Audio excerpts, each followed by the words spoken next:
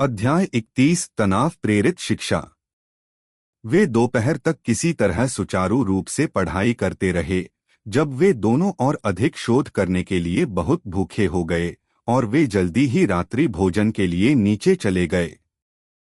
मुझे अपनी सहन शक्ति का प्रशिक्षण करना चाहिए और फिर शाम को अपने मन को सुधारने के लिए ध्यान करना चाहिए, लेकिन क्या मैं फिर से आ सकती हूँ? दाना ने एक सौम्य मुस्कान के साथ पूछा। मैं तुम्हें किसी भी समय अपने घर बुलाना पसंद करूंगा, कार्ल ने सहमति जताई। उसके आसपास रहकर पढ़ाई करना बहुत ही सुखद था और वह सबसे अजीबोगरीब चीजें जानती थी। अकादमी में एक दोस्त का होना अच्छा था और जितना अधिक उसने जादूगरों के आगे बढ़ने के तरीके के बारे में सीखा, उतने ही अधिक विचार कार्ल को मिले कि वह अपने कौशल का विस्तार कैसे कर सकता है। ध्यान एक तकनीक के रूप में कुछ मूल्यवान लग रहा था।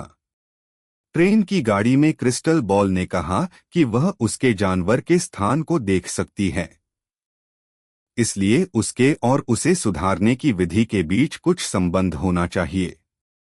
अगर सब कुछ अंदर के राक्षस द्वारा संचालित होता तो यह अन्य अभिजात वर्ग के बिल्कुल विपरीत होता, जिनका पूरा लक्ष्य किसी तरह से खुद को मजबूत करना था। आप क्या सोचते हैं, हॉक? क्या ध्यान उस जगह को बेहतर बनाने का तरीका है जहां आप हैं? कार्ल ने पूछा। पता नहीं, लेकिन अगर यह बड़ा हो, पेड़ हो और चूहे हों तो अच्छा रहेगा। चूहों को मत भूलना। कार्ल चूहों को अंतरिक्ष में जीवित नहीं छोड़ना चाहता था, क्योंकि उसे डर था कि इससे वे उससे जुड़ जाएंगे और उसे एक प्रताड़ित पृथ्वी चूहे के साथ साथी के रूप में रहना पड़ेगा जब तक कि हॉक उसे मार नहीं देता। कम से कम यह दुर्भाग्यपूर्ण होगा। इसलिए जब वह दोपहर के भोजन के बाद बगीचे में लौटा तो वह नारियल के 2 पेड़ों की छाया में झूले में लेट गया और अपनी आंखें बंद करके उस स्थान पर ध्यान केंद्रित करने लगा। पहले तो ऐसा लगा कि कुछ नहीं हो रहा था, क्योंकि वह हॉक के आराम करने के लिए एक देवदार के पेड़ की कल्पना करने की कोशिश कर रहा था। वह जगह बस वहां थी और खाली थी, लेकिन कार्ल महसूस कर सकता था कि इसमें और भी कुछ होने की क्षमता थी। वह बस यह नहीं जानता था कि कैसे। अगली चीज जो उसने आजमाई वह थी ऊर्जा को अंतरिक्ष में केंद्रित करना, जैसे कि जब वह ट्रेंड का उपयोग करना चाहता था। ध्यान करते समय ऊर्जा जोड़ने से अंतरिक्ष में किसी तरह से सुधार हो सकता है। ऊर्जा को कहीं जाना होगा, या ऐसा उसने मान लिया। ऐसा लगा कि कुछ हुआ है, लेकिन 1 घंटे बाद भी बदलाव नजर नहीं आया। यहाँ अच्छा लग रहा है। ऐसा करते रहो, हॉक ने प्रोत्साहित किया। इससे कार्ल ने अपनी ऊर्जा को उस वृक्ष की छवि पर केंद्रित किया जिसे वह हॉक के रहने के लिए बनाना चाहता था। दूसरे घंटे के दौरान घोंसले के पास जमीन से एक पेड़ की टहनी उग रही थी, अंधेरे में एक देवदार की शाखा। यह वास्तव में काम कर रहा था, बस तुरंत नहीं जैसा कि उसने उम्मीद की थी। रात के अंत में पेड़ लगभग उतना ही ऊंचा हो गया था जितना कि वह था, लेकिन कार्ल तरोताजा और सशक्त महसूस कर रहा था, जैसे कि सुधार ने उसे कुछ अतिरिक्त ऊर्जा दी हो। यह परीक्षण करना काफी आसान होगा। आज फिर से कक्षा का दिन था और उसका पहला पाठ जादूगरों के साथ कौशल नियंत्रण में था। ऐसा लग रहा था कि सप्ताहांत ने उन सभी के लिए बहुत अच्छा समय व्यतीत किया है तथा वे सभी आज अधिक तरोताजा और अभ्यास के लिए तैयार दिख रहे थे, जबकि पिछली बार शुक्रवार को उन्होंने उन्हें देखा था। आप सभी का स्वागत है। आज हमारे साथ एक अतिरिक्त डिफेंडर है। कार्ल और हॉक के साथ यहाँ ग्रेजुएटिंग क्लास से टोरी भी होगी जो आप सभी को प्रेरित करने में मदद करेगी, शिक्षक ने मुस्कुराते हुए घोषणा की। टोरी एक लंबी गोरी लड़की थी जो लगभग 18 वर्ष की थी, जो कि उसके कांस्य पदक के अनुसार अकादमी में स्नातक होने की आयु थी तथा आरोही रैंक थी। इसलिए वह इस कक्षा की किसी भी छात्रा से व्यक्तिगत रूप से अधिक मजबूत थी और उसने अपने बालों को आकर्षक लटों में बांधा हुआ था। साथ ही उसने छोटी प्लीटेड यूनिफॉर्म स्कर्ट पहनी हुई थी, जो कि छात्रों के बीच कुछ हद तक दुर्लभ थी, क्योंकि लगभग सभी लोग पैंट पहनना पसंद करते थे। वह ऐसी लड़की लगती थी जो स्कूल में बेहद लोकप्रिय होनी चाहिए, लेकिन यहाँ के छात्रों के चेहरों को देखकर ऐसा लगता था कि या तो वह मीन गर्ल्स में से एक थी या फिर किसी अन्य कारण से उससे नफरत की जाती थी। बेशक ऐसा इसलिए हो सकता है क्योंकि उन्हें अपनी कक्षाओं में संघर्ष करना पड़ता था, जिससे वे नाराज हो जाते थे। लेकिन वह एक आरोही जादूगर के रूप में स्नातक हो रही थी, इसलिए वह कोई सुपर प्रोडिजी नहीं थी जिससे हर कोई अपने कौशल के बारे में हीन महसूस करता। अब क्या हम सब तैयार हैं? बहुत बढ़िया। जब आप तैयार हों तब शुरू करें। कार्ल ने हॉक को बुलाया, जो हवा में उड़ गया, जबकि टोरी ने एक के बाद एक छोटे नीले गोले बनाने शुरू कर दिए जो उसके चारों ओर एक चक्र में तैरने लगे। यह देखना दिलचस्प था। उसने बस उन्हें अपने हाथ में बनाया, फिर छोड़ दिया, और वे उसके चारों ओर मंडराते हुए धीरे धीरे परिक्रमा करने लगे। तभी हमले शुरू हो गए और कार्ल को एहसास हुआ कि इस कक्षा में हर कोई उसे नापसंद क्यों करता है। गोलाकार वस्तुओं ने जादू के छोटे छोटे बोल्ट छोड़े जो मंत्रों को रोककर उन्हें मार्ग से हटा देते थे, या कमजोर जादूगरों के मामले में उन्हें पूरी तरह से निष्प्रभावी कर देते थे। लेकिन गोले नष्ट नहीं हुए, वे धीरे धीरे और अधिक हमले करते रहे, और जैसे जैसे वह और अधिक गोले बनाने का काम करती गई, उनकी संख्या बढ़ती गई। कार्ल ने जल्दी ही महसूस किया कि उन्होंने अग्नि और जल जादूगरों के हमलों पर बहुत कम प्रभाव डाला, लेकिन ठोस हमलों और जादुई मिसाइलों को उन्हें रोकने के बाद अपने रास्ते पर बने रहने में बहुत कठिनाई हुई। पानी के हमले ठीक थे। हॉक के मन में उनके रेंड के चारों ओर बहने के लिए उनके खिलाफ व्यक्तिगत प्रतिशोध था और इसने कार्ल को अग्नि जादूगरों से निपटने के लिए छोड़ दिया। 1 दर्जन गोले बनाने के बाद टोरी ने और गोले बनाना बंद कर दिया और उसे सिर्फ मंत्र को बनाए रखने पर ध्यान केंद्रित करना पड़ा। यह केवल समय की बात होगी कि वह थक जाए या मंत्रों को ताज़ा करने की जरूरत हो, लेकिन वर्तमान में वर्ग द्वारा किए गए हमलों में से 3/4 को रोका जा रहा था। कार्ल खुद की गति पर भी काम कर रहा था। उसे मंत्रों को रोकने के लिए उन पर अधिक शक्ति लगाने की आवश्यकता नहीं थी। रेंड हमलों को अलग करने और कम शक्ति आउटपुट पर भी उन्हें अस्थिर करने के लिए प्रवृत्त था। इससे उसे पूरी शक्ति से बहुत कम उपयोग करने और फिर भी अवरोधों को पूरा करने की अनुमति मिली। सुपरविजन और थोड़े अभ्यास के साथ वह हमलों से बचाव करने में बहुत अच्छा हो रहा था, लेकिन हॉक और भी तेजी से सुधार कर रहा था। छोटा पक्षी पानी के जादूगरों के हिट करने के प्रयासों का मजाक उड़ा रहा था और वे अपने जादू का इस्तेमाल करने के तरीके में रचनात्मक होने लगे थे। अंततः एक जादूगर अपनी पानी की गोली को छोटी छोटी वर्षा की बूंदों के संग्रह में बदलने में कामयाब रहा, जो रेंड हमले के बाद केवल 1/3 बूंदों को ही मार पाने के बाद एक बंदूक की तरह लक्ष्य पर जा लगी। जादूगर ने पूरी तरह से हताश होकर अकेले ही एक नए मंत्र में महारत हासिल कर ली थी। अध्याय 32 कुशल पोषण।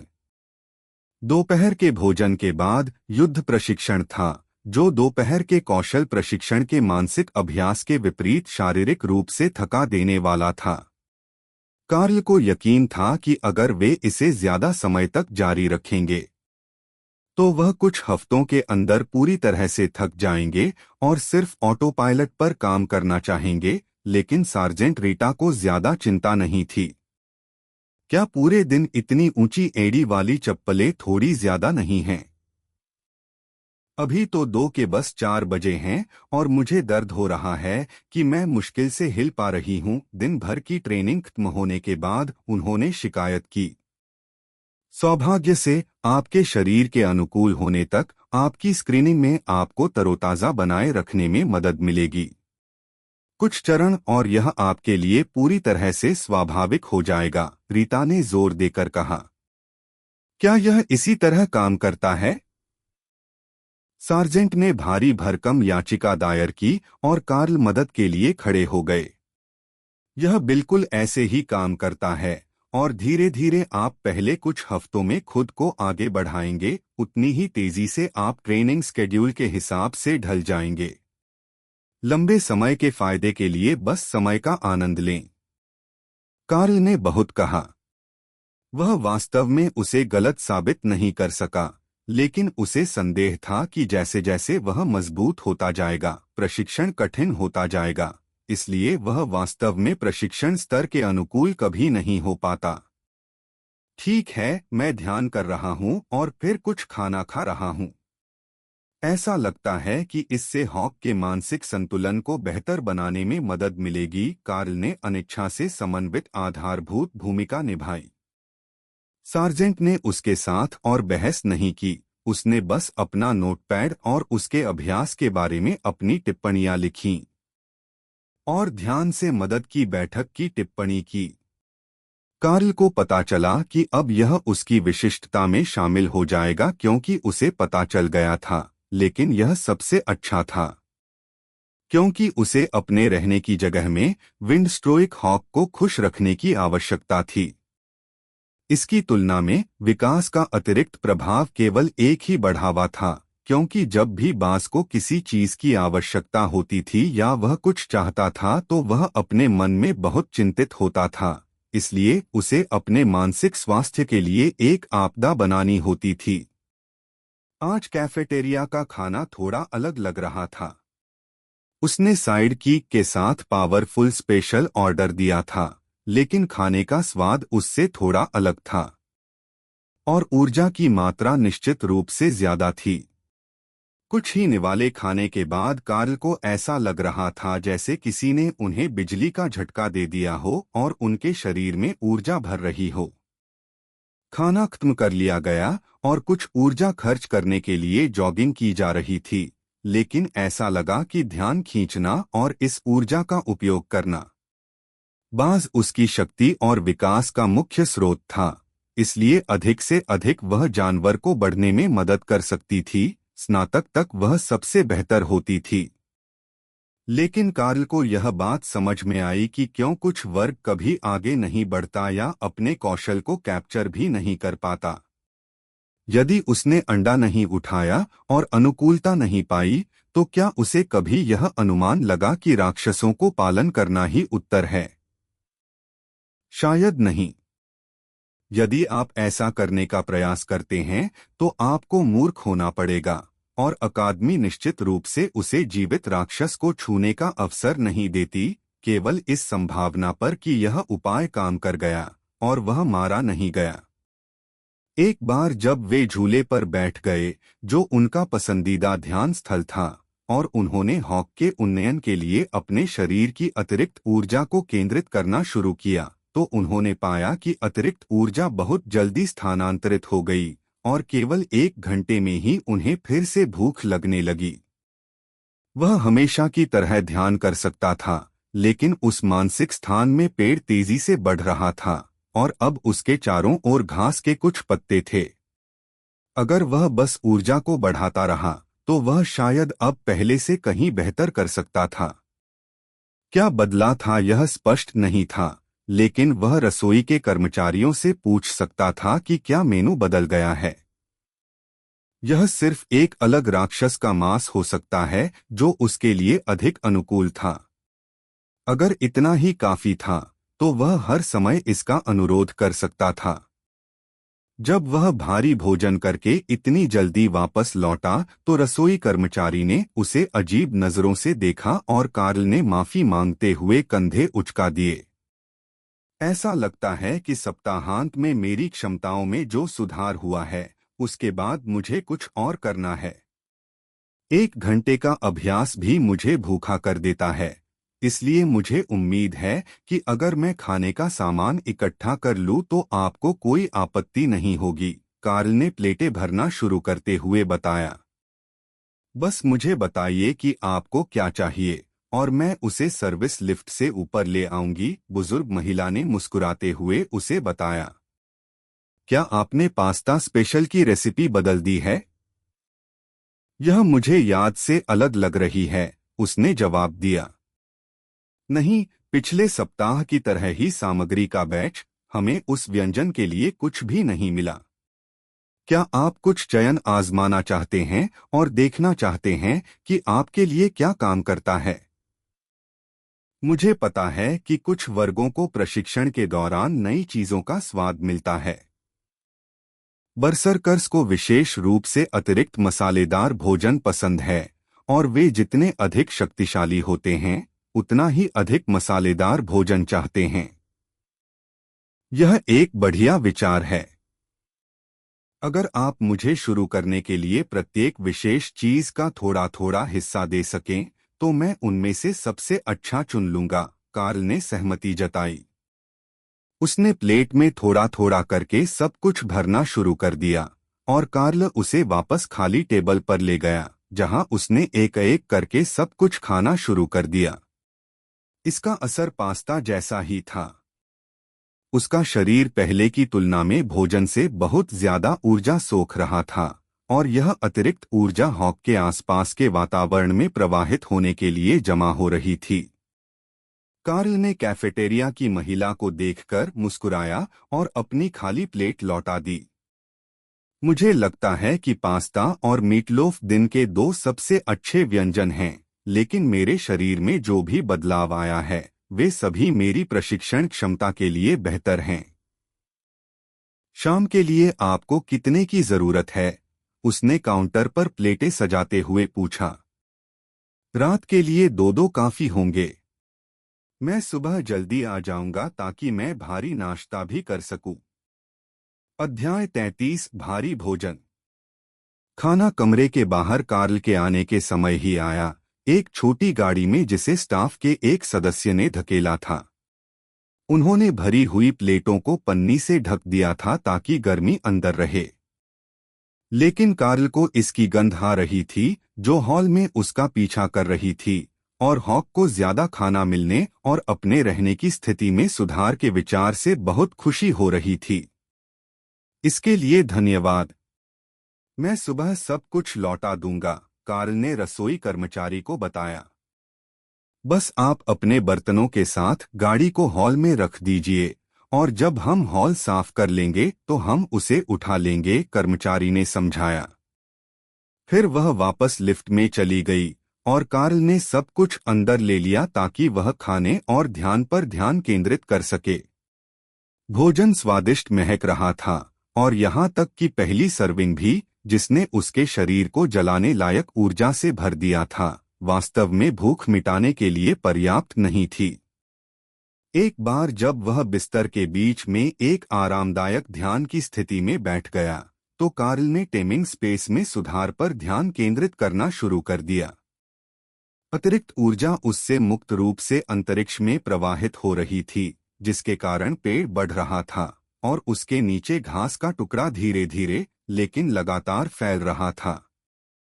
एक बार जब ऊर्जा का वह विस्फोट समाप्त हो गया तो कार्ल ने ढेर से एक प्लेट उठाने के लिए रुक गया। जाहिर सी बात है कि पास्ता डिश ही पसंद की जाएगी, क्योंकि वह निश्चित रूप से जानता था कि यह एक बढ़िया डिश है, और उसने इसे कुछ ही मिनटों में खा लिया, जबकि थोड़ी देर के लिए वह सोच रहा था कि सुबह में उसे अपने इस अतिभोग पर कितना पछतावा होगा। ऊर्जा उसके अंदर उतनी ही सहजता से प्रवाहित हुई जितनी पहली बार हुई थी, और कार्ल ने उसे पूरी तरह से पालतू बनाने वाले स्थान में डाल दिया, फिर मीटलोफ स्पेशल के साथ इस प्रक्रिया को दोहराया। जैसे ही उसने उस स्थान से ऊर्जा को अंतरिक्ष में स्थानांतरित करना समाप्त किया, उसके मन में पूर्णता की भावना प्रकट हुई, जैसे कि वह और अधिक ऊर्जा स्थानांतरित नहीं कर पाएगा। यह एक अच्छा संकेत था कि यह कोई अथाह गड्ढा नहीं था जहां वह बिना किसी अंत के ऊर्जा फेंक रहा था, लेकिन अंतरिक्ष स्वयं पूर्ण से बहुत दूर था। जैसे जैसे जगह में और अधिक बदलाव का विरोध होने लगा, कार्ल ने सावधानी पूर्वक घोंसले को पेड़ पर ऊपर ले जाया, ताकि हॉक को सोने के लिए अधिक प्राकृतिक स्थान मिल सके, और नीचे की ओर छोटे घास के टुकड़े को देखा। इस दर से बाकी जगह को घास से भरने में महीनों लग जाएंगे। आकाश और बाकी सब कुछ जोड़ना तो दूर की बात है, जो इसे अपनी छोटी सी दुनिया जैसा महसूस करा सके। लेकिन उसके शरीर में शक्ति की भावना उसके शरीर में मौजूद ऊर्जा की प्रचुरता से प्रभावित हो रही थी, जो भोजन से बची हुई थी, और जानवर के स्थान से भी। शायद वह सार्जेंट रीटा को अगले सप्ताहांत अपनी ताकत का परीक्षण करने के लिए बुला सकता था, जब उसके पास समायोजित होने के लिए अधिक समय था। वह वास्तव में जागृत मानक तक पहुंच सकता था, और केवल रेंड की आक्रमण शक्ति के आधार पर नहीं। अब जबकि जानवरों का स्थान फिलहाल पूरी तरह से तृप्त हो चुका था, कार्ल ने यह देखने पर ध्यान केंद्रित किया कि वह बची हुई ऊर्जा के साथ क्या कर सकता है। सूची में सबसे पहले, चूंकि यह भोजनाधारित था, अतिरिक्त ऊर्जा को सीधे हॉक को देने की कोशिश करना था। पक्षी के शरीर ने खुशी खुशी शक्ति को स्वीकार किया, लेकिन कार्ल यह नहीं बता सका कि इससे कोई सराहनीय अंतर आया या नहीं। हालांकि इससे हॉक खुश हुआ, इसलिए यह वास्तव में कोई नुकसान नहीं था। वे अब भागीदार थे, और एक खुश साथी कभी भी बुरी बात नहीं थी। रात के बाकी समय में कार्ल ने अपनी सारी ऊर्जा का उपयोग हॉक को सशक्त बनाने के लिए करने पर ध्यान केंद्रित किया, जो अंततः अपने विकास के चरण के अंत तक पहुंच गया था, और केवल शक्ति में वृद्धि शुरू हुई थी, लेकिन आकार में नहीं। कार्ल ने नाश्ते में बचे हुए 2 भोजन खत्म करने में किसी तरह कामयाबी हासिल की, क्योंकि हॉक को फिर से भूख लग रही थी, और वह अपने भोजन को स्वादिष्ट बनाने के लिए मांस और जामुन की दैनिक खुराक के अलावा फिल्टर की गई ऊर्जा चाहता था। हॉक ने जितना खाया, कार्ल को लगा कि उसने जंक फूड की खपत को बहुत सीमित कर दिया है। यह हॉक के भोजन के लिए एक अच्छा मसाला था, और इससे उसकी भूख पर कोई असर नहीं पड़ता था, इसलिए उसे हर समय इसका उपयोग न करने देने का कोई वास्तविक कारण नहीं था। सार्जेंट रीटा का इंतजार करने के लिए आंगन से कमरे की ओर लौटते समय कार्ल ने जाकर 3 और माउंटेन गूजबेरी तोड़ लीं।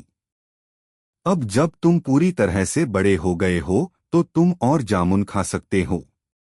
वे तुम्हें मजबूत नहीं बनाएंगे, लेकिन मुझे पता है कि उनका स्वाद अच्छा है, कार्ल ने अति प्रसन्न विंडस्पीड हॉक को सूचित किया। हम बढ़िया सामान, मैं इन्हें हर चीज पर लगाऊंगा, हॉक ने सहमति जताई। इससे कार्ल को एक विचार आया। हॉक जो मांस खा रहा था, वह बिल्कुल सादा मांस था।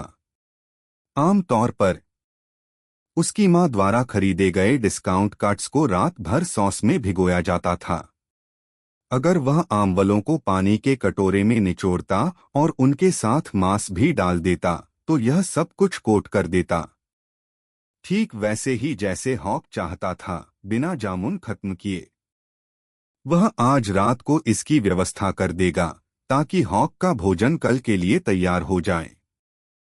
दरवाजे पर दस्तक से उसे पता चला कि काम पर जाने का समय हो गया है, और जब उसने दरवाजा खोला तो उसने देखा कि रीटा खाली बर्तनों से भरी गाड़ी को उत्सुकता से देख रही थी। कल मेरी भूख में कुछ बदलाव आया। अब यह सामान्य हो गई है, लेकिन मैं बहुत भूखा था, और मेरा शरीर जितनी ऊर्जा ले सकता था, ले रहा था, कार्ल ने बताया। यह अपेक्षाकृत सामान्य है। यह आमतौर पर योद्धाओं के साथ होता है, जब उनका शरीर एक रैंक आगे बढ़ता है और उन्हें एक नए शक्ति मानक के अनुकूल होने की आवश्यकता होती है। मुझे संदेह है कि आपने वास्तव में कल रात शरीर में जागृत रैंक हासिल की है, या हॉक ने किया था, और ऊर्जा की आवश्यकता आपसे आनी चाहिए थी। इन 2 उत्तरों में से एक उत्तर संभवतः सही है। उसकी प्रगति कैसी हो रही है? रीटा ने उत्तर दिया। वह एक विंडस्पीड हॉक के लिए पूरी तरह से विकसित दिखता है। कल रात जब मैं उसमें और मेरे दिमाग में जगह बनाने के लिए ऊर्जा भर रहा था, तब वह फिर से तेजी से बढ़ रहा था, लेकिन फिर वह स्थिर हो गया। कार्ल ने हॉक को बिस्तर पर बुलाया और रीटा गर्व से सजते हुए हॉक को बेहतर ढंग से देखने के लिए झुकी। अब वह ज्यादा परिपक्व लग रहा है। उसके मुलायम पंख गायब हो गए हैं और पिन पंख पिछले बार की तुलना में बड़े और मजबूत हैं। तुम्हारा हुनर शानदार है। विडस्पीड हॉक को परिपक्व होने में 1 सप्ताह लगेगा। भले ही तुम्हारी योग्यता सिर्फ लड़ाकू पक्षियों को प्रशिक्षित करने की ही क्यों न हो, मैं गारंटी दे सकता हूं कि अकादमी अभी भी इसे एक बेहतरीन सफलता मानेगी। अध्याय 34 अधिक संसाधन। कार्ल ने सार्जेंट की ओर मुस्कुराते हुए कहा, अगर यह एक बड़ी सफलता है तो इसका मतलब है कि अधिक संसाधन होंगे, है न? हम अभी भी आपके द्वारा दिए गए संसाधनों को पूरा कर रहे हैं, लेकिन अब जब हॉक पूरी तरह से परिपक्व हो गया है तो उसका विकास धीमा हो गया है और उसे इस तरह की दर से बढ़ने के लिए मेरे प्रयासों से कहीं अधिक की आवश्यकता होगी। सार्जेंट रीटा ने हंसते हुए कहा, अगर आप इसी दर से आगे बढ़ते रहे तो बाकी कुलीन लोग खुद को क्या कहेंगे? मुझे लगता है कि यह स्वाभाविक है कि आपको किसी बिंदु पर धीमा होना होगा और अपनी शक्तियों को मजबूत करना होगा, लेकिन अगर आप हॉक को अतिरिक्त ऊर्जा देते रह सकते हैं तो उसे अपेक्षाकृत कम समय में जागृति से आरोही रैंक की ओर बढ़ना चाहिए। मैं आपके लिए जो भी संसाधन उपलब्ध करा सकता हूं ढूंढ लूंगा। हालांकि मुझे नहीं पता कि हॉक अब क्या उपयोग कर सकता है, क्योंकि हमने उन 2 तरीकों को आजमा लिया है जो इसके लिए सबसे अधिक लाभकारी प्रतीत होते हैं। ठीक है, अगर ताकत के पत्थर का एक उन्नत संस्करण है या कुछ और अधिक शक्तिशाली रक्त संचारित है तो यह बहुत अच्छा होगा। मुझे नहीं पता कि वायु पत्थर बहुत कुछ करेगा या नहीं। वह अभी भी दूसरे को पचा रहा है और पहला इतना शक्तिशाली था कि उसने बहुत बड़ी सफलता हासिल की। लेकिन अगर अन्य वायु प्रकार के संसाधन हैं तो शायद वे भी उसकी मदद करेंगे। हर बार जब वह बेहतर होता है तो मेरा शरीर भी बेहतर होता है। मुझे बस अपने कौशल और सहन शक्ति को प्रशिक्षित करने की आवश्यकता है। इसलिए हॉक के लिए संसाधन मेरे विकास के लिए सबसे प्रभावी तरीका प्रतीत होता है, कार्ल ने सुझाव दिया। हॉक निश्चित रूप से उस योजना का प्रशंसक था। अगर कार्ल मजबूत हो जाता तो उसे कोई आपत्ति नहीं थी, वे एक टीम थे।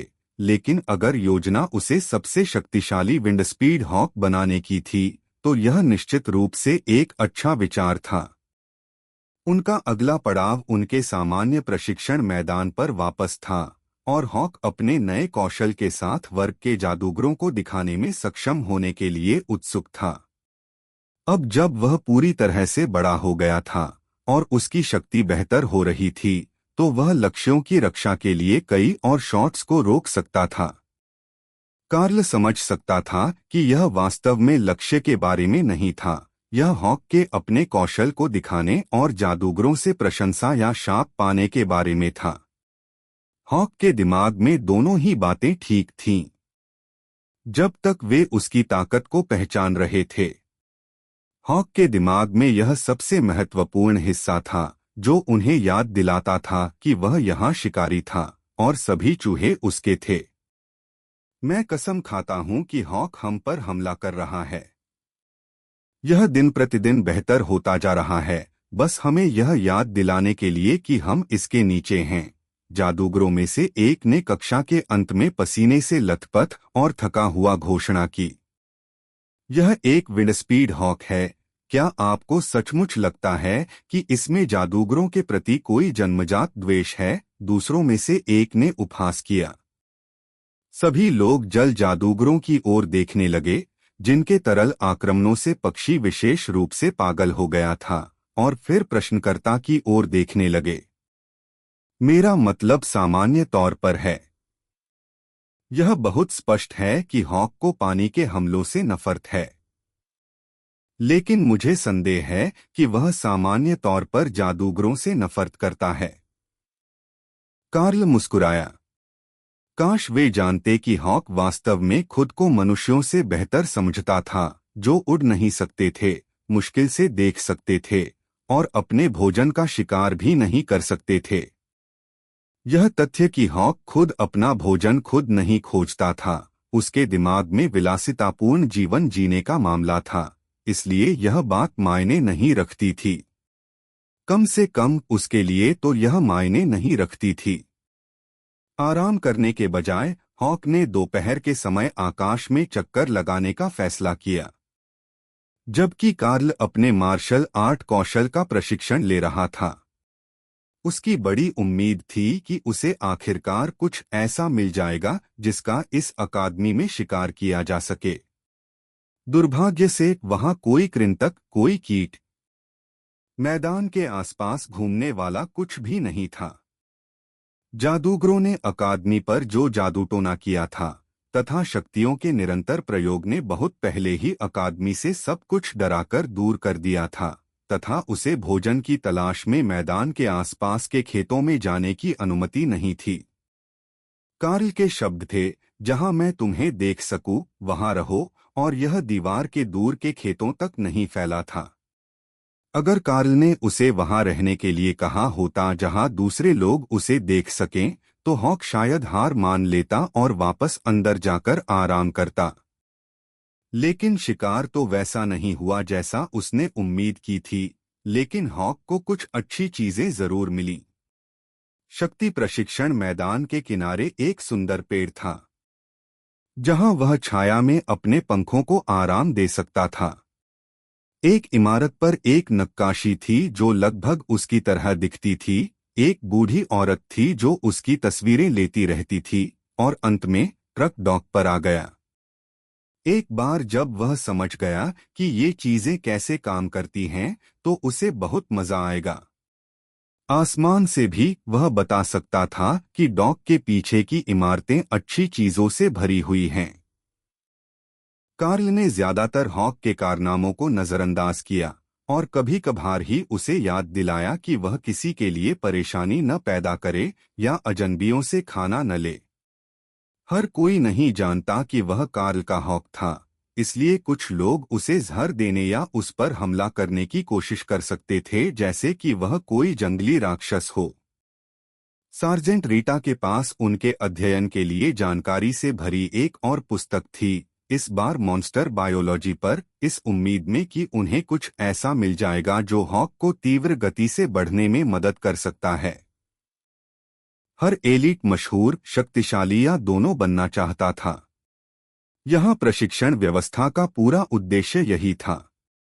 इसलिए एक निजी प्रशिक्षक के रूप में उसका काम कार्ल को आगे बढ़ने में मदद करने और उस क्षमता को पूरा करने में मदद करना था जिसके बारे में वरिष्ठ कर्मचारियों ने उसे ट्रेन में देखकर माना था। यदि अंतिम परिणाम तीव्र प्रारंभिक विकास था जो ठहराव और विकास में ठहराव की ओर ले जाता था, तो इसका मतलब यह था कि वे उसके प्रशिक्षण में अगले चरण को नहीं समझ पाए थे। लेकिन अगली बार जब वे इस तरह की कक्षा देखेंगे, तो वे उसके अनुभव को आधार रेखा के रूप में उपयोग कर सकते हैं और वहां से नए अभिजात वर्ग का विकास शुरू कर सकते हैं। अध्याय 35 कुशल कास्टिंग। कार्ल ने अपने कमरे की मूर्तियों में पत्थरों के ढेर के साथ छेड़छाड़ की थी। यह पता लगाने की कोशिश की जा रही थी कि बिना किसी बड़ी देरी के आगे बढ़ने में मदद करने का कोई निश्चित तरीका होगा। विंडस्ट्रीकी हॉक के बारे में जो कुछ भी वह जानता था, उसके अनुसार उनकी प्रगति आमतौर पर रेंड के साथ बेहतर कौशल के साथ साथ बड़ी क्षमता शक्ति स्तर से होती थी।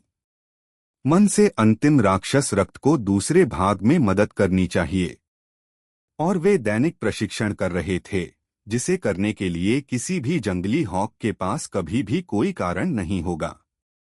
उदाहरण इसलिए क्योंकि वे खाने के लिए शिकार करते थे, खेल के लिए नहीं, इसलिए वे अपने कौशल का उपयोग दिन में 100 बार नहीं करते थे। इससे जंगली उनकी तुलना में कुछ हद तक फायदा मिला, लेकिन उनके कौशल को बार बार निखारने के अलावा भी कुछ और करना था। हॉक ने पहले ही हेडमास्टर की पवन मालाओं से पवन ब्लॉक सीख ली थी, इसलिए wind sat hawk mystery work से बिल्कुल नई चीजें सीखी जा सकती थीं, बस उसे अपना हाथ रखना था। दरवाजे पर उसे असमंजस से बाहर ले जाया गया और कार्ल डोर से बाहर निकाला गया, जहां उसने देखा कि दाना मुस्कुरा रहा था और उसके हाथ में एक थैला और एक छोटी सी प्लेट भरी हुई थी।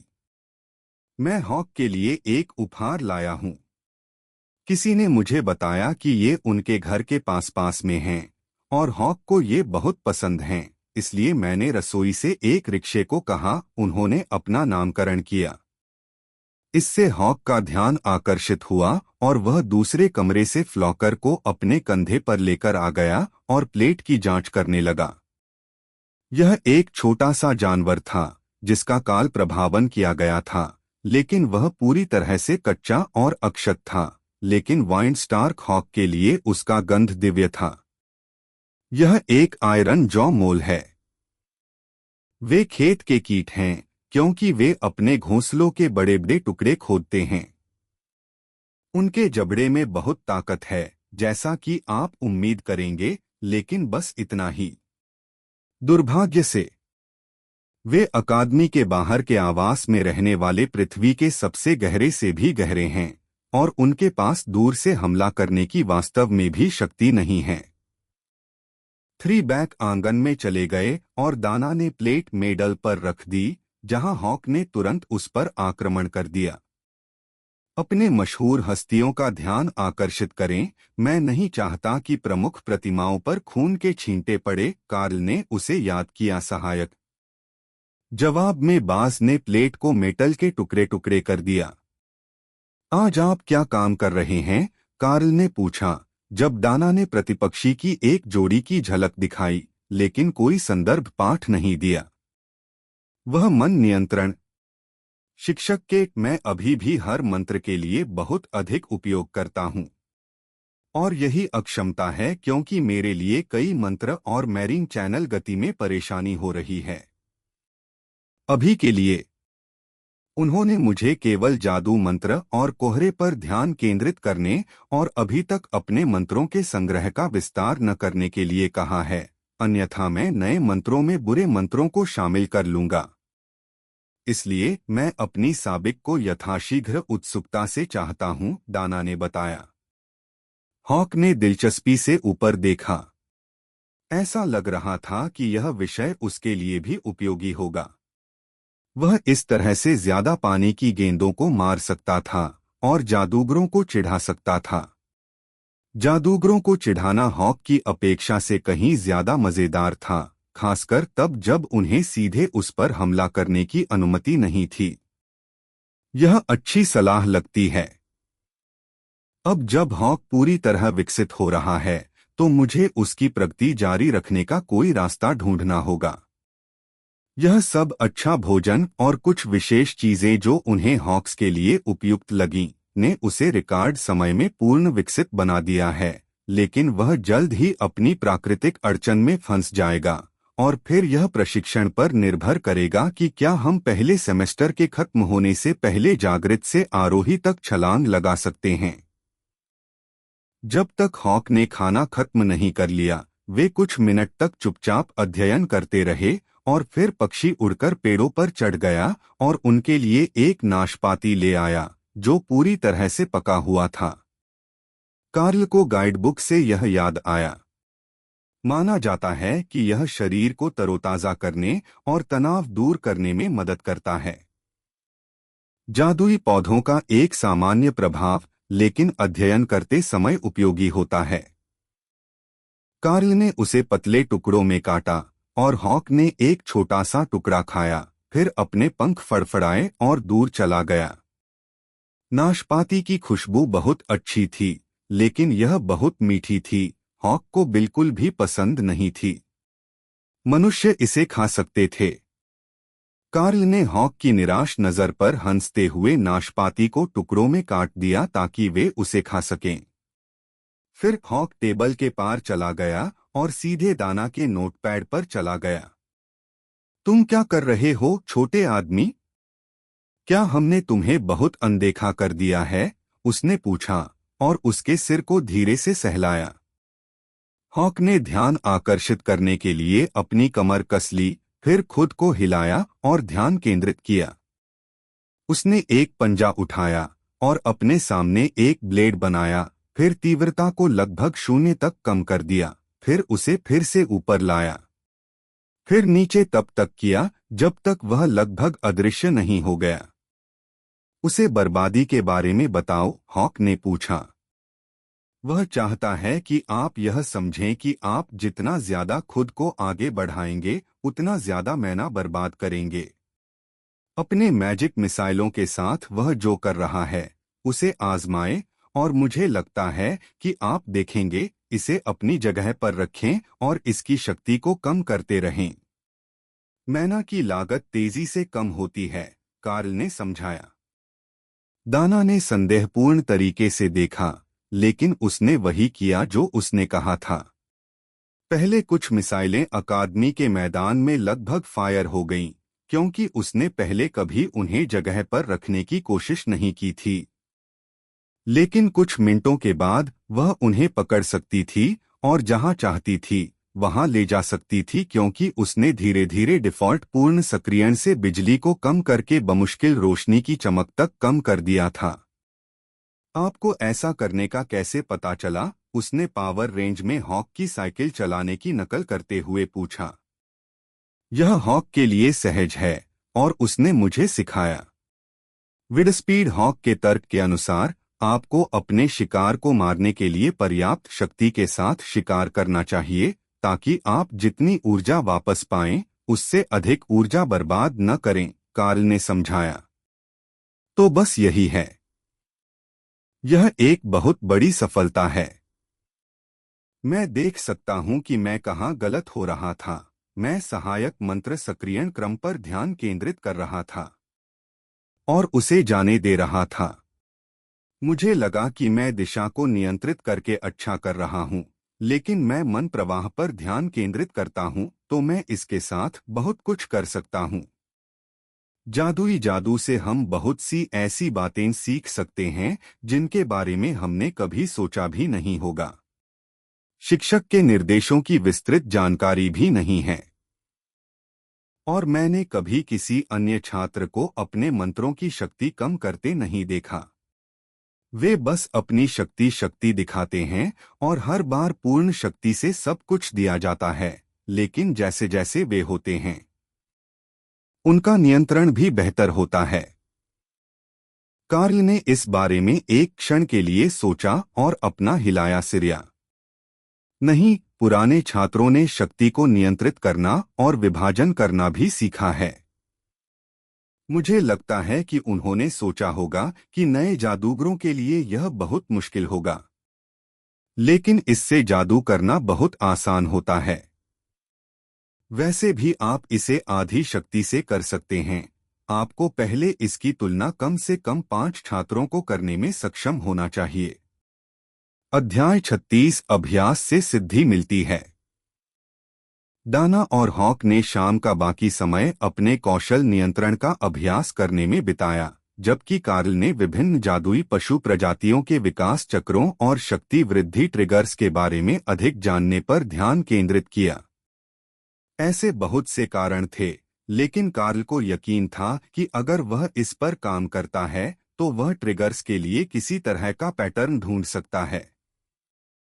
यह या तो उनके कौशल, उनके शरीर के किसी तत्व के साथ संरेखण या किसी तरह के पर्यावरणीय कारक से संबंधित होना चाहिए। वह यह नहीं मानता था कि यह पूरी तरह से यादृच्छिक था और यह सब भाग्य पर निर्भर था। अध्ययन के साथ उन्हें जानबूझकर प्रगति को ट्रिगर करने में सक्षम होना चाहिए। ध्यान और ऊर्जा का हॉक की ओर प्रवाह निश्चित रूप से मददगार साबित होने वाला था, हालांकि वह यह नहीं बता सकता था कि कितना। लेकिन उन्नति के बाद से हर भोजन ने उसे ऊर्जा का एक उछाल दिया था, क्योंकि वह पोषक तत्वों और अंतर्निहित मन को एक सामान्य मनुष्य की तुलना में कहीं अधिक कुशलता से अवशोषित कर रहा था। यह अभिजात वर्ग के लिए सामान्य बात होनी चाहिए, क्योंकि रसोई घर में प्रत्येक छात्र के लिए जानबूझकर इस प्रकार का भोजन तैयार किया जाता था। इसलिए वास्तविक अंतर यह होना चाहिए कि वह अतिरिक्त भोजन को बर्बाद करने के बजाय हॉक के साथ साझा कर सकता था। जब अंधेरा होने लगा तो डाना ने जो कुछ सीखा था उस पर नोट्स बनाना समाप्त किया और फिर रात के लिए अपने कमरे में लौट आई, जबकि कार्ल ने एक और देर रात का भोजन करने की तैयारी की और हॉक को बढ़ने में मदद करने के लिए उस अतिरिक्त ऊर्जा को स्थानांतरित करने पर ध्यान लगाया। एकमात्र समस्या यह थी कि उन्हें यह जानने के लिए कि ये विधियां काम कर रही हैं या नहीं, तब तक इंतजार करना पड़ता जब तक कि कोई उल्लेखनीय परिवर्तन न आ जाए, और तब भी उन्हें निश्चित रूप से यह पता नहीं चल पाता कि इनमें से कौन सी विधि सबसे अधिक प्रभावकारी है।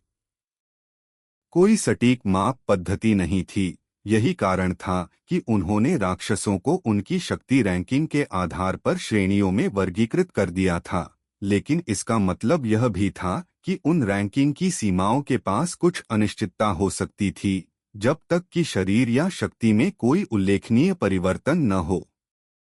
उदाहरण के लिए, जब एक शैतान बिल्ली जागृत से आरोही की ओर बढ़ने की प्रक्रिया से गुजरी, तो उसकी दूसरी पूंछ उग आई। यह बताने का एक बहुत ही सरल और निश्चित तरीका था।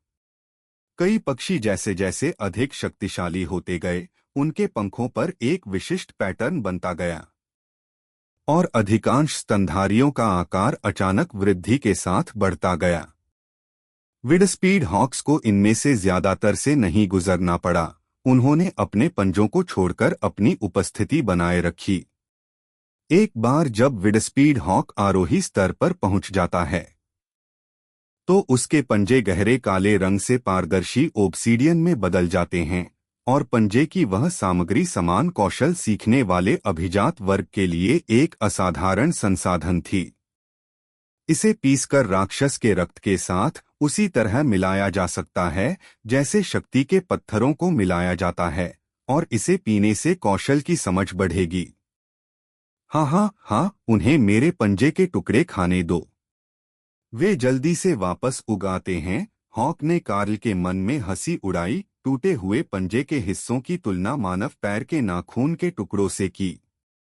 बस एक बेकार उत्पाद जिसकी अब उसे परवाह नहीं थी। ठीक है, अगर हम आपको उस स्तर तक बढ़ने में मदद कर सकते हैं, तो हम दूसरों की भी मदद कर सकते हैं। हम उन्हें दिखाएंगे कि आप कितने आगे हैं, बस खुद बनकर। कार्ल ने मजाक किया, ध्यान लगाने से पहले एक पल के लिए पक्षी के अहंकार को सहलाया। सुबह में वे दोनों तरोताजा महसूस करते थे और पिछले दिन की तुलना में थोड़ा बेहतर महसूस करते थे, इसलिए यह उनकी दिनचर्या बन गई। सुबह जादूगरों के साथ, दोपहर में मार्शल आर्ट की ट्रेनिंग, और फिर शाम को किताबों का अध्ययन, जबकि कार्ल जादुई जानवरों और उन ट्रिगर्स के बारे में सब कुछ सीखने पर काम करता था जो उन्हें आगे बढ़ने का कारण बन सकते थे। जबकि हॉक दाना के साथ उनके मन नियंत्रण पर काम करता था। उसकी वृद्धि दर अविश्वसनीय थी, और हालांकि अपनी प्रजाति के कारण उसे शुरुआत में लाभ प्राप्त था, लेकिन हॉक तेजी से किसी भी युवा विंडस्पीड हॉक से अपेक्षित वृद्धि से आगे निकल गया। आमतौर पर उन्हें दिन में कुछ बार से ज्यादा रेंड हमले का इस्तेमाल करने की जरूरत नहीं होती, क्योंकि यह मुख्य रूप से शिकार के लिए और कभी-कभी आत्मरक्षा के लिए होता था। लेकिन हफ्ते के अंत तक वह इसे घंटों तक जारी रख सकता था। दाना भी उसकी मदद से पागलों की तरह तेजी से आगे बढ़ रही थी, और अब उसे अपनी जादुई मिसाइलों पर पूरा नियंत्रण था। उसे उन्हें अपनी जगह पर रखते हुए या अपने दिमाग से कमरे में इधर-उधर घुमाते हुए देखना काफी प्रभावशाली था। इस प्रक्रिया से उसकी ऊर्जा अभी भी उसकी अपेक्षा से कहीं अधिक तेजी से खत्म हो रही थी, लेकिन हॉक के साथ काम करने के पहले दिन ही उसमें काफी सुधार हुआ। जबकि उसे यह बिल्कुल भी समझ नहीं था कि उसे मैना प्रवाह को कैसे नियंत्रित करना है। इसलिए वे अत्यधिक आत्मविश्वास के साथ अगली व्यावहारिक कौशल बैठक के लिए बैठक स्थल की ओर चल पड़े। 54 छात्रों का वही समूह मैदान में इकट्ठा होकर शिक्षकों के आने का इंतजार कर रहा था और कार्ल ने अन्य टीम नेताओं के बगल में अपना स्थान ले लिया। कुछ मिनट बाद सार्जेंट रीटा 2 जादूगरों के साथ अकादमी की एक मालवाहक गाड़ी में सामान भरकर पहुंची। आज हमारे पास सबके लिए कुछ नया और मजेदार है। ये golden dragon national research university के हथियार विकास विभाग के नए प्रायोगिक उत्पाद हैं। आज आप सभी एक छोटी सी फील्ड ट्रिप पर जाने वाले हैं। खतरा सामान्य से थोड़ा अधिक होगा क्योंकि आप अकादमी के मैदान को पूरी तरह से छोड़ देंगे और सिर्फ बाहरी इलाकों में नहीं जाएंगे। लेकिन विश्वविद्यालय ने हमें यह परीक्षण करने के लिए कहा है कि क्या इन नए हथियारों की शानदार तकनीक वास्तव में उपयोगकर्ता की ताकत को एक पूरे रैंक तक बढ़ा सकती है, सार्जेंट रीटा ने घोषणा की। जादूगरों को इस बात पर थोड़ा संदेह था क्योंकि उनकी शक्तियां मन प्रवाह और नियंत्रण पर आधारित थीं, जो दोनों ही आंतरिक कारक थे। वे हथियारों का उपयोग उसी तरह नहीं करते थे जैसे योद्धा करते थे।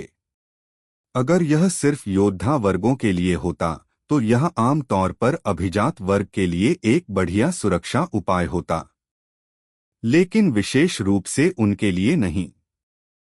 हालांकि जब उन्होंने गाड़ी से तिरपाल हटाया तो उसमें एक बॉक्स था जिस पर सभी के नाम लिखे थे। विश्वविद्यालय वास्तव में सभी के लिए कुछ न कुछ लेकर आया था और छात्र यह देखने के लिए उत्साहित होने लगे कि यह क्या कर सकता है। अध्याय 37 नए पंजे। कार्ल बक्सों के ढेर के पास गया जहां सार्जेंट रीटा सभी को एक पंक्ति में व्यवस्थित कर रही थी ताकि ढेर को अधिक कुशलता से खोला जा सके। उसने उसे एक बड़ा बक्सा दिया और वह एक तरफ हट गया, यह समझने की कोशिश करते हुए कि बिना किसी कुंडी के बक्सों को कैसे खोला जाए।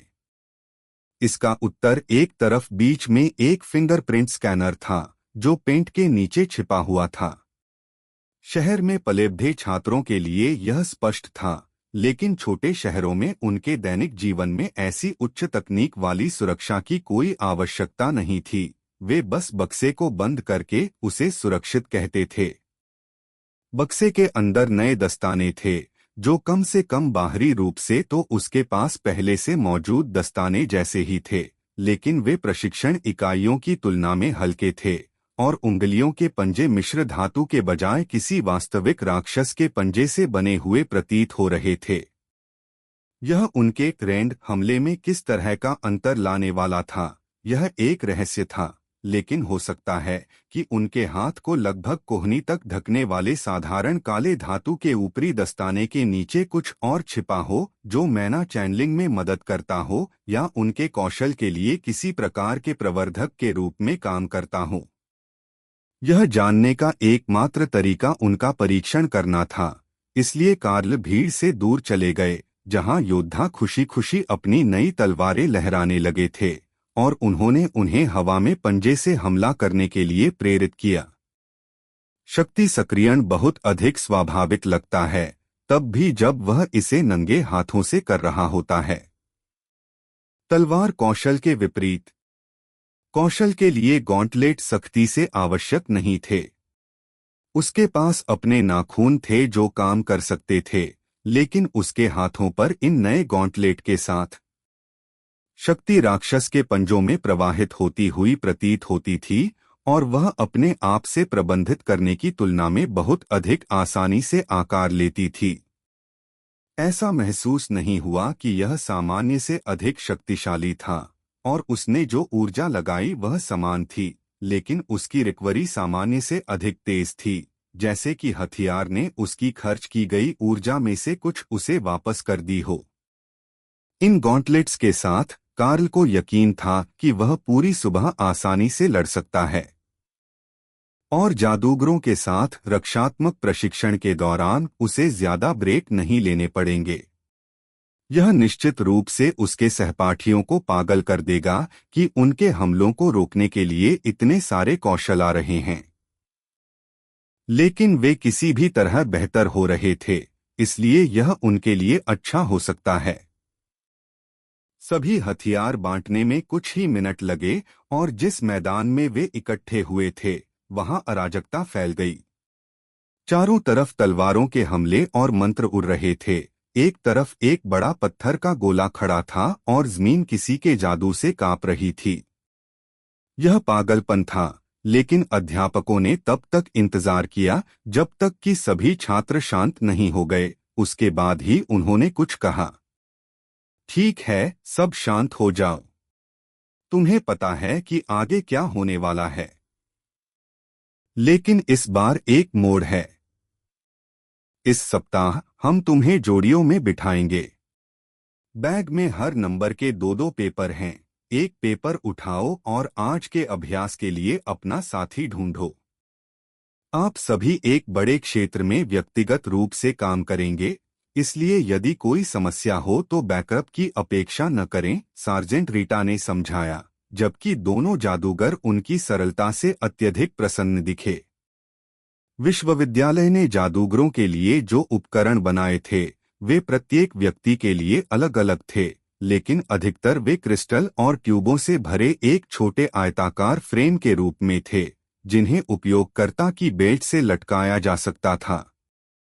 सौंदर्य की दृष्टि से वे एक अजीब विकल्प थे, लेकिन उन जादूगरों में से एक ने जो हुड वाला कोट पहना हुआ था, जिसके अंदर से तार गुजर रहे थे, उससे बेहतर थे। दाना के पास एक बक्सा था जो चपटा था और पेपरबैक उपन्यास से थोड़ा बड़ा था। इससे कार्ल को एक बढ़िया विचार आया। अगर उन्हें इन प्रोटोटाइप को रखने की अनुमति दी जाती तो वह उनमें से कुछ पर एक नियमित पुस्तक कवर लगाने का सुझाव दे सकते थे, ताकि वे अकादमी के सामान्य परिधान के साथ थोड़ा बेहतर तरीके से मिश्रित हो सकें। इससे उन्हें क्षति और गंदगी से भी बचाया जा सकता है, जो स्पष्ट रूप से जादूगर बढ़ाने वाले उपकरणों पर काम करने वाली डिजाइन टीम के लिए चिंता का विषय नहीं था। सार्जेंट रीटा, ये दस्ताने किस चीज से बने हैं? क्या आप जानती हैं? कार्ल ने पूछा जब वह नंबरों का थैला लेकर उसके पास आई। जहां तक मुझे पता है, यह बस विभिन्न राक्षसों के अंगों का संयोजन है। यह जादुई जानवरों के पहलुओं को मिलाकर जादुई वस्तुएं बनाने जैसा है, उसने कंधे उचकाते हुए उत्तर दिया। कार्ल ने बैग से एक नंबर निकाला और बाकी छात्रों के चुनने का इंतजार करने लगा। उसने 17 नंबर निकाला था, लेकिन शिक्षकों के चेहरे पर दिख रहे भाव से पता चल रहा था कि अपने साथी को खोजने के लिए सिर्फ अपना नंबर चिल्लाना बर्दाश्त नहीं किया जाएगा, या कम से कम नंबर बांटे जाने से पहले तो नहीं। इसलिए कार्ल ने उन लोगों के साथ घूमने और नंबर चेक करने का फैसला किया जिन्हें उनके कार्ड मिल गए थे। वह शुरू में समूह के किनारे पर था और उसका रास्ता भीड़ के बीच से सार्जेंट के पीछे पीछे चल रहा था। दूसरे लोग भी यही कर रहे थे, लेकिन एक संगठित तरीके से। वे अपने पेपर की संख्या के आधार पर लाइन में लगना शुरू कर रहे थे, जिसमें नंबर 1 उस जगह की ओर बढ़ रहा था जहां कार्ल शुरू में खड़ा था। कार्ल को तुरंत समझ आ गया और वह लगभग उस स्थान पर पहुंच गया जहां उसे लगा कि 17वां जोड़ा होना चाहिए, और उसने खुद को डाना के बगल में खड़ा पाया, जिसके हाथ में उसके जैसा ही एक कार्ड था। ठीक है, इससे काम आसान हो जाता है। हम पहले से ही एक दूसरे के बुनियादी कौशल जानते हैं और उन्हें एक साथ मिलकर अच्छा काम करना चाहिए। तुम नेतृत्व करो, हॉक स्काउट्स, और मैं पीछे से नुकसान पहुंचाऊंगी, उसने मुस्कुराते हुए उसे सूचित किया। यह मेरे लिए काम करता है। आपका नया उपकरण कैसा है? क्या यह सामान वास्तव में उससे बेहतर है जो आप पहले इस्तेमाल कर रहे थे? कार्ल ने पूछा। ऐसा लगता है, लेकिन हम इसका पता तब लगाएंगे जब हमें वास्तव में इसका उपयोग करना होगा। बॉक्स एक फोकसिंग डिवाइस है और आप इसका उपयोग जादू करते समय प्रभावों को तीव्र करने के लिए करते हैं।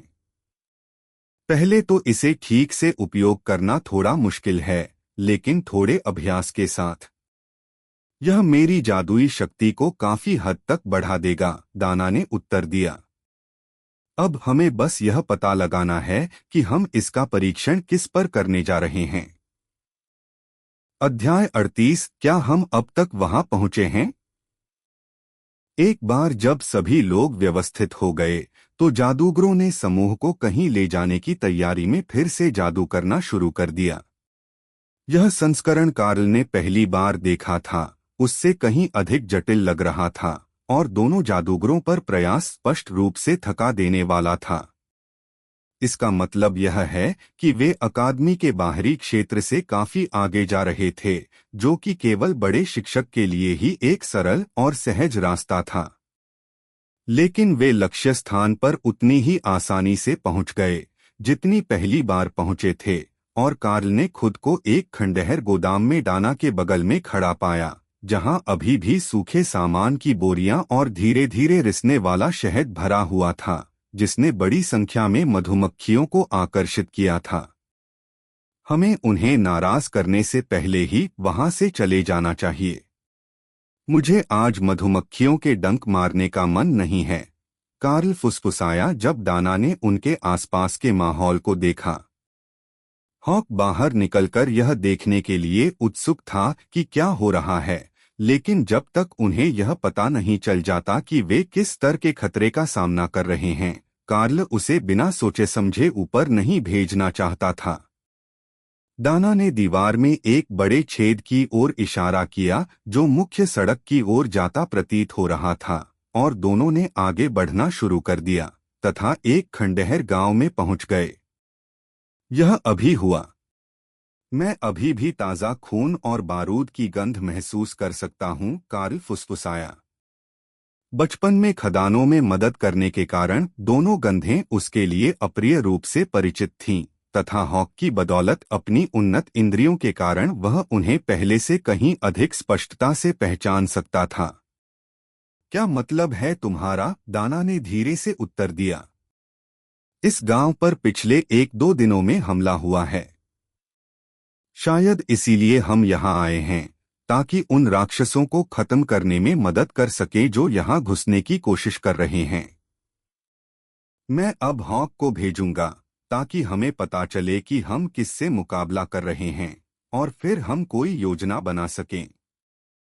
यह अच्छी बात है कि आप अपने मन नियंत्रण पर काम कर रहे हैं, क्योंकि मुझे लगता है कि आज आपको कोहरे की तुलना में मैजिक मिसाइल की अधिक आवश्यकता होगी। यह प्रथम वर्ष के छात्रों के लिए एक क्रूर क्रैश कोर्स होगा, भले ही वे बैच के सर्वश्रेष्ठ चुने गए हों। वे अकादमी में केवल कुछ सप्ताह ही रहे थे, और वे ज्यादातर 1 या 2 योग्यताओं के साथ काम कर रहे थे जो अभी भी कॉमन ग्रेड में थीं। इसका मतलब यह होना चाहिए कि यहाँ खतरे का स्तर बहुत अधिक नहीं था, लेकिन अगर यह सिर्फ सामान्य श्रेणी के राक्षस थे, तो शहर के लोगों को उन्हें भगाने में सक्षम होना चाहिए था।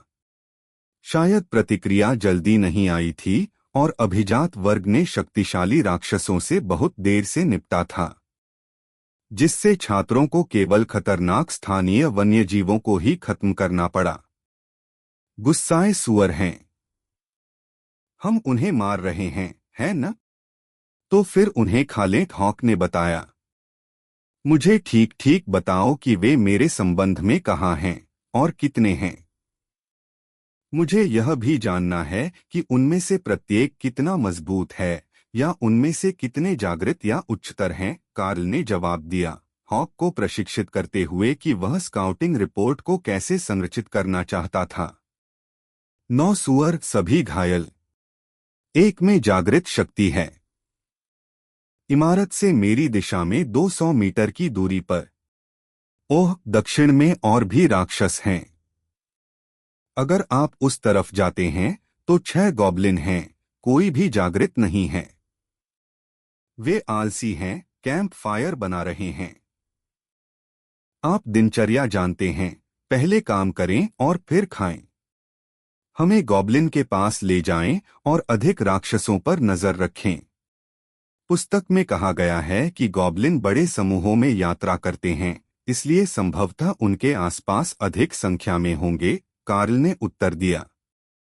कुछ जंगली सूअर हैं जिन्हें हॉक खाना चाहता है, लेकिन शहर के दक्षिणी हिस्से में गॉब्लिन हैं। इससे पता चलता है कि यहाँ हालात इतने खराब क्यों हुए। भले ही वे कमजोर हों, लेकिन वे ज्यादातर जंगली जादुई जानवरों से ज्यादा होशियार हैं और वे बड़ी संख्या में आते हैं। हमें सबसे पहले यहाँ बचे हुए 6 लोगों को हटाना होगा और फिर हम बाकी बचे लोगों तथा अन्य चीजों की तलाश कर सकते हैं। इसके अलावा कुछ भी, मतलब जीवित बचे लोगों के बारे में, लेकिन मिशन के आरंभ में ही यह बात जोर से कहना अशिष्टता होगी। दाना ने गंभीरता से सिर हिलाया। वह वास्तव में एक सच्चे राक्षस को व्यक्तिगत रूप से और जंगल में सिर्फ एक अन्य छात्र के साथ देखने के लिए तैयार नहीं थी, लेकिन वह जानती थी कि यह प्रशिक्षण मिशन था और उन्हें विशेष रूप से इस खतरे से निपटने के लिए यहाँ भेजा गया था। हॉक ने शहर का चक्कर लगाया और ऐसी हर चीज की तलाश की जो दूसरे दो को मिल सकती थी। पहले काम करो फिर खाओ, इसलिए जितनी जल्दी वह उन्हें सारा काम पूरा करने में मदद करेगा, उतना ही बेहतर होगा।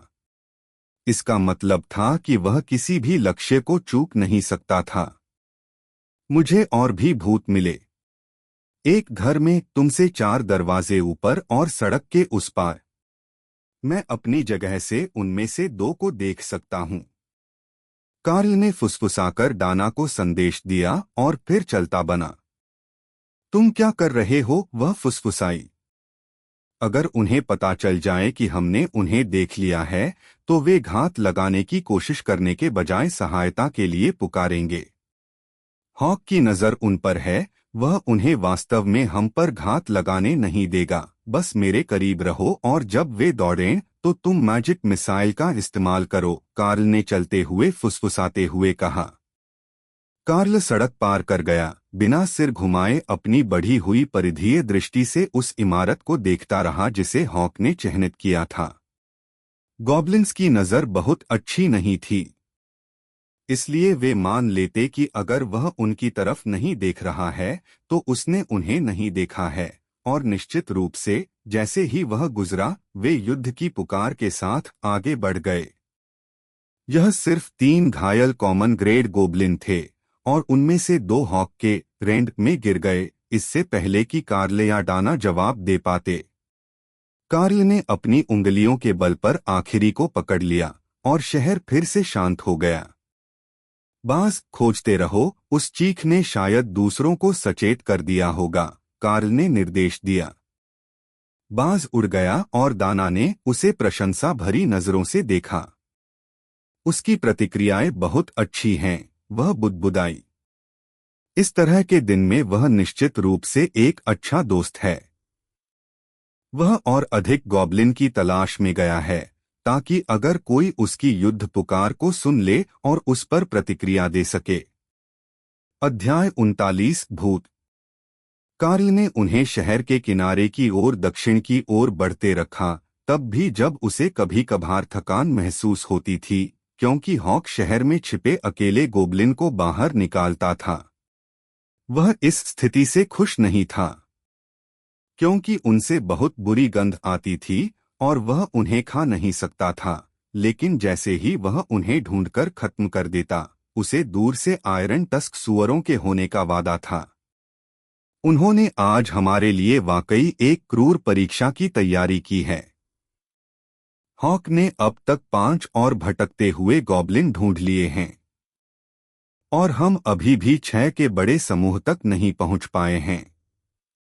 जब हम पहुंचें तो तुम जो भी चाहते हो उसे मार डालो। तुम्हारा जादू रैंड की तुलना में डालने में धीमा है, इसलिए मैं तुम्हें हमले का नेतृत्व करने दूंगा और फिर मैं उन्हें हमारे पास आने से रोकूंगा। कार्ल ने पूछा, आप कई मिसाइलों के प्रयास में कैसा काम कर रहे हैं? मैं अभी भी एक समय में केवल 2 को ही नियंत्रित कर सकती हूँ, लेकिन एक बार जब मैं मंत्र शुरू कर देती हूँ तो अगला वार भेजना बहुत तेज हो जाना चाहिए। क्या पैक में कोई जागृत रैंक वाला गॉब्लिन है? उसने जवाब दिया। हॉक के अनुसार वे सभी सामान्य श्रेणी के अनुयायी हैं, किसी मजबूत नेता का कोई संकेत नहीं है। जो अभिजात वर्ग यहाँ पहले आया था उसने संभवतः मजबूत दुश्मनों से निपटा और फिर बाकी को छोड़ दिया, या वे भाग गए और वापस आ गए, कार्ल ने उत्तर दिया। कार्ल ने शहर के बाहरी इलाके में दूर से आग की लपटों की एक झलक देखी और अपनी उंगली को होठों पर रखकर आगे से चुप रहने का संकेत दिया। गॉब्लिन कैंप जोर शोर से चिल्ला रहा था, किसी चीज की तैयारी कर रहा था, और जब कार्ल ने उन्हें समाशोधन के किनारे ले जाया जहां उन्होंने डेरा डाला था, तब उनके पास कोई गार्ड भी नहीं था। जब वे करीब आ गए तो वह जमीन पर झुक गया ताकि उसकी वर्दी ज्यादा दिखाई न दे, और उसने चुपचाप आगे बढ़ने की पूरी कोशिश की। यह स्पष्ट था कि एक समय यहाँ बहुत सारे गोबलिन थे, लेकिन अब केवल 6 ही बचे थे, जो 2 कुलीनों के लिए आसान शिकार थे। दाना ने ध्यान केंद्रित किया और अग्निकुंड के पास 2 भूतों की पीठ में मैजिक मिसाइलों की एक जोड़ी डाल दी, जबकि कार्ल ने उनके करीब वाले को मार गिराया। फिर उसने सबसे तेज प्रतिक्रिया करने वाले भूत को निशाना बनाया और दूसरे को जो भागने की कोशिश कर रहा था। दाना ने उनमें से आखिरी को पीछे से पकड़ लिया और कार्ल अपने पैरों पर खड़ा हुआ ताकि यह सुनिश्चित कर सके कि वे वास्तव में मर चुके हैं। इससे बुरा कुछ नहीं हो सकता था कि उन्हें लगा कि कोई पराजित दुश्मन पीछे से आकर उन पर घात लगाए। लेकिन जैसे ही वह शिविर से गुजरा, कार्ल को तुरंत पछतावा होने लगा कि उसने नजदीक से देखने के लिए आगे बढ़ना शुरू कर दिया। वह भूल गया था कि गोबलिन क्या खाते हैं, जो कि ज्यादातर उन ग्रामीणों का मांस होता है जिन्हें वे मारते हैं, और बदबू बहुत ज्यादा थी। लेकिन दाना को कुछ समय के लिए रुकने और सुदृढ़ीकरण के लिए देखने का इशारा करने के बाद उसने सभी शवों की जांच की। उन सभी को चुराई हुई गोबलिन तलवार से जल्दी से वार किया और फिर अपने छिपने की जगह पर वापस चला गया। वे समाप्त हो चुके हैं। चलो शहर में वापस चलते हैं और बाकी लक्ष्यों की देखभाल करते हैं, फिर हम सूअरों को मार सकते हैं और कुछ दोपहर का भोजन कर सकते हैं। फिर यह देखने के लिए प्रतीक्षा करेंगे कि हमें यहाँ और क्या करना है। मुझे लगता है कि यह काम पूरा हो जाना चाहिए, लेकिन मैं थोड़े और मार्गदर्शन की उम्मीद कर रहा था, उन्होंने समझाया। मैं भी यही सोचती थी। जब उन्होंने कहा कि हमारे दूसरे छात्रों से मिलने की संभावना बहुत कम है, तो मैंने नहीं सोचा था कि उनका मतलब यह है कि हम एक ही शहर में नहीं होंगे। हॉक इस स्थिति के बारे में क्या कहता है? दाना ने जवाब दिया। कुछ और नहीं हिल रहा है। मैं ऊपर भी गया और सूअरों के अलावा और कुछ नहीं था। मैं घरों के पास भी रुका और अंदर दिल की धड़कन या हलचल की कोई आवाज नहीं आई। क्या इसका मतलब यह है कि हमारा काम हो गया है और अब हम दोपहर का भोजन कर सकते हैं? हॉक ने उम्मीद से जवाब दिया। सूअरों से निपटने से पहले हमसे मिलो। वहां एक जागा हुआ सूअर है और तुम्हारा अकेले जाना शायद सुरक्षित न हो। कौन जाने उसमें किस तरह की क्षमता होगी। जब कार्ल वहां पहुंचा तो जंगली आयरन टस्क सूअर खुशी खुशी शहर के कूड़े के ढेर को खोज रहे थे। दाना उसके ठीक पीछे थी और बाज उसके ऊपर चक्कर लगा रहा था। उनमें से सबसे बड़ा हॉक का लंच का लक्ष्य था। यह जागृत रैंक में नया था और इससे शक्ति का एहसास होता था जिसे दाना ने कार्ल से बहुत पहले पहचान लिया था। इसमें जादू है। मुझे नहीं पता कि क्या है, लेकिन यह किसी तरह के जादुई मंत्र का इस्तेमाल कर सकता है, उसने फुसफुसाते हुए कहा। ठीक है, हम उस पर घात लगाते हैं। हम तीनों एक साथ सबसे बड़े सूअर पर हमला करेंगे और फिर हम बाकी से निपटेंगे। आपकी सहनशक्ति कैसी है? क्या आपने गोब्लिन के साथ लड़ाई के बाद से पर्याप्त आराम किया है? दाना ने सिर हिलाया। मैंने खुद को रोक लिया, इसलिए खर्च इतना ज्यादा नहीं हुआ। मैं लड़ने के लिए तैयार हूं। वह कार्ल के बाईं ओर चली गई, फिर एक छोटे से पत्थर के शेड के ऊपर चढ़ गई और हमले का एक अच्छा कोण पाने के लिए अपने पेट के बल लेट गई। इससे सुअरों को एक पल के लिए उससे दूर रहना चाहिए था, जब तक कि वे दीवार को गिरा नहीं देते, लेकिन वह इतनी ऊंची नहीं थी कि नीचे कूदने से उसे चोट लग जाए। हॉक, तुम्हारा खाना परोसा जा चुका है। जब दाना बड़े पर हमला करे तो उसे मारने के लिए जितनी ताकत चाहिए उतनी ताकत से हमला करो। मैं बाकी से निपट लूंगा। दाना ने जागृत सुअर पर जादुई मिसाइलों की एक जोड़ी दागी और रेंड की 6 धारियां उनसे मिलने के लिए नीचे आईं और उसकी गर्दन पर एकत्रित हो गईं, क्योंकि जानवर मिसाइलों को अपने दांतों से रोकने के लिए पीछे हट गया। फिर कार्ल ने हमला किया। रेंड हमलों को निकटतम 2 सुअरों पर फेंक दिया और शेष 3 का ध्यान आकर्षित करने के लिए आगे बढ़ा। वे सभी शक्ति में जागृत के करीब थे और उनकी खाल सख्त होने लगी थी, लेकिन यह उसके हमलों को घुसने से रोकने के लिए पर्याप्त नहीं था। तभी हॉक आया और उसने आक्रमणकारी सुअरों की पीठ पर 2 और हमले किए, जबकि दाना ने आखिरी बचे सुअर को निशाना बनाया, जो लालची था और जिसने बाकी सुअरों के खाने के बाद भी खाना बंद नहीं किया था। खैर, यह तो निराशाजनक था। मैंने सोचा था कि यह बहुत कठिन मुकाबला होगा, दाना ने कहा। इसे अशुभ मत मानिए, हम अभी भी अकादमी में वापस नहीं आए हैं। लेकिन मैं इन सुअरों को काट दूंगा ताकि हॉक को ताज़ा भोजन मिल सके और हम उन्हें अपने साथ वापस ले आएंगे। वह ऐसा कैसे करने की योजना बना रहा था, यह दाना के लिए एक रहस्य था।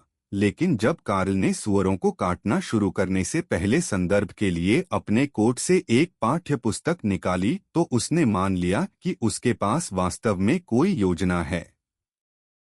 फिर उनमें से पहला गायब हो गया, उसकी आंखों के सामने गायब हो गया और कार्ल अगले पर चला गया।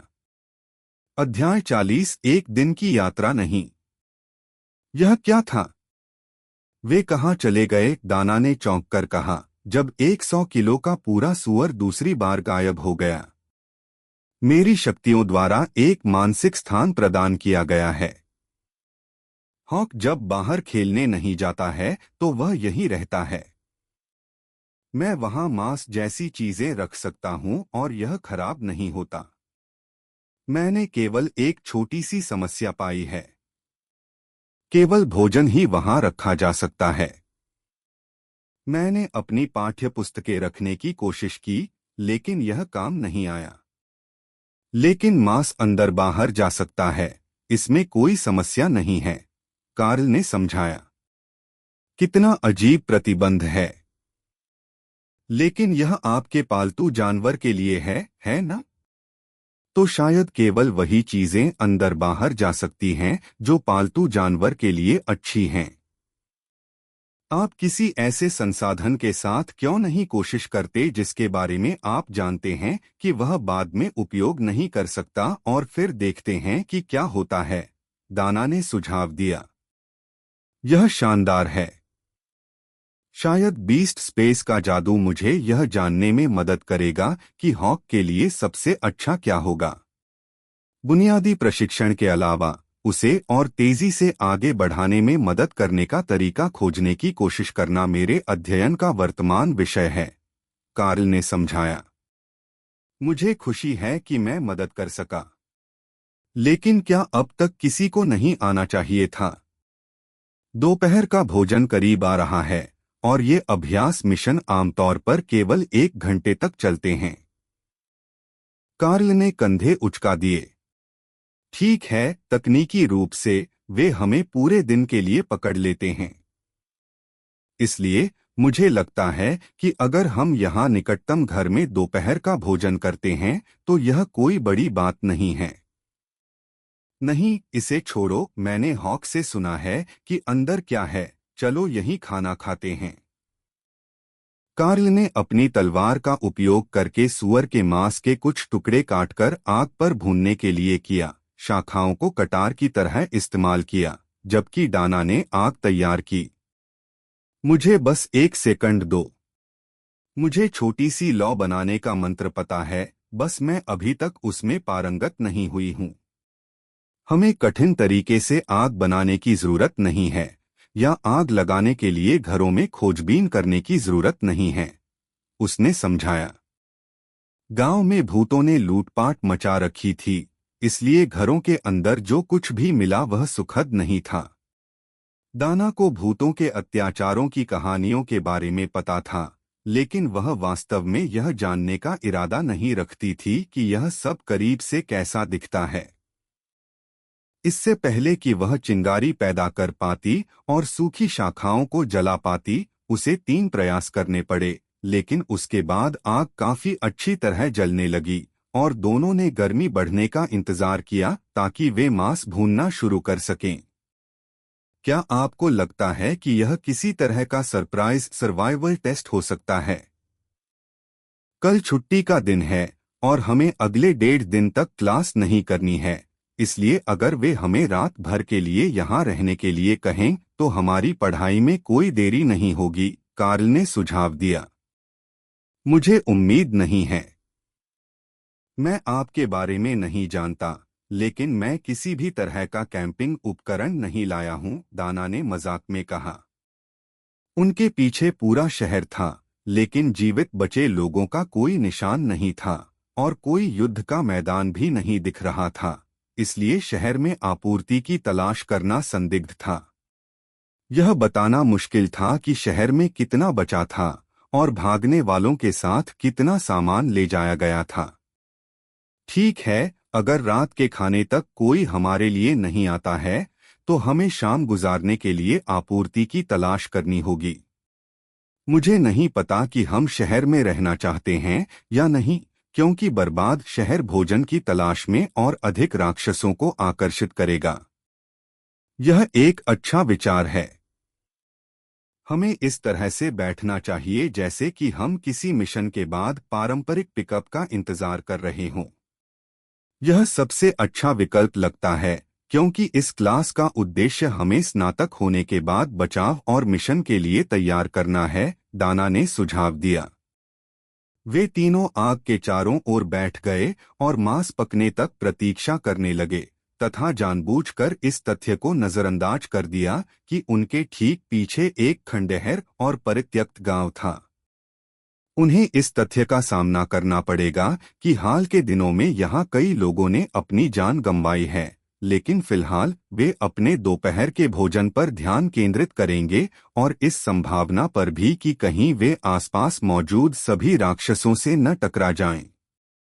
लेकिन 2 घंटे बाद, जब वे खाना खा चुके थे और हॉक ने शहर में 2 बार तलाशी ली थी, हर खुले घर में जाकर यह सुनिश्चित किया कि कोई जीवित व्यक्ति या अन्य छिपे हुए राक्षस तो नहीं हैं, लेकिन वहां कुछ भी नहीं था।